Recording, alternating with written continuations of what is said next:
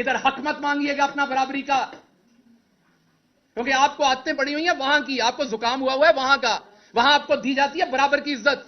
University of Illinois में मुझे कोई गद्दार नहीं कह सकता था अमेरिका का, हालांकि मैं अमेरिका का शहरी नहीं था, मैंने अमेरिका के साथ वफादारी का हल कभी नहीं दिया था, लेकिन वहां मैं खुल के बात करता था, मुझे कोई गद्दार नहीं कह सकता था।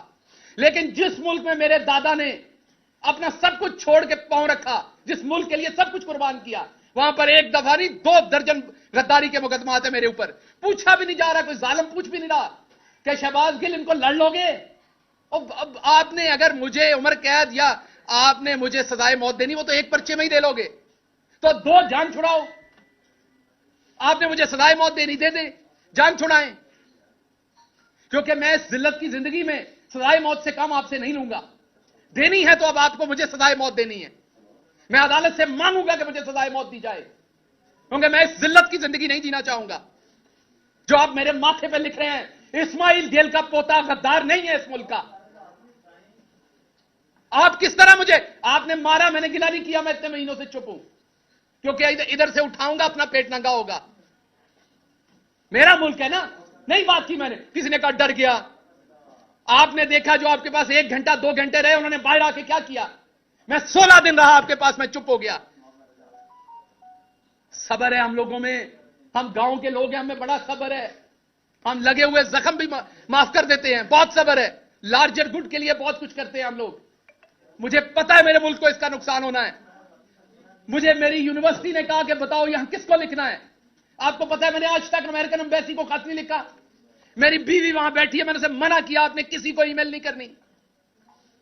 यहां किसी को जुकाम हो जाए तो ये हर फॉरेन जो कोई एनजीओ उसको लिखते हैं, यूएन में लिखते हैं, कहां कहां लिखते हैं। मैंने अपनी सारी फैमिली को मना किया कि नहीं लिखना, इंसाफ पाकिस्तान में लेना है, पाकिस्तान को बाहर बदनाम नहीं करना। यह सच है कि मेरे पे तशद्दुद हुआ, मेरे पास तस्वीरें हैं उसकी, लेकिन क्या बाहर जाके नंगा करूं अपने मुल्क को। तो मैंने अपनी पूरी फैमिली को मना किया कि आपने किसी बैरूनी इदारे को नहीं लिखना, इस मुल्क की तौकीर को नहीं छेड़ना आपने। तो उसका सिला अगर सजाए मौत है तो दे दीजिए, लेकिन ये बार बार मुकदमे ना कीजिए। मिडिल क्लास हूं, तकलीफ होती है। मैंने हराम नहीं कमाया हुआ गवर्नमेंट में, मैंने लोगों को हराम कमा के नहीं दिया हुआ, मैंने ट्रांसफर पोस्टिंग डीसी डीपीओ नहीं लगवाए हुए, मैंने हाउसिंग अथॉरिटीज के एनओसीज नहीं लेके दिए हुए, मैंने ग्रिड स्टेशंस के एनओसीज नहीं लेके दिए हुए। मुझे तकलीफ होती है इन केसेस को लड़ते हुए।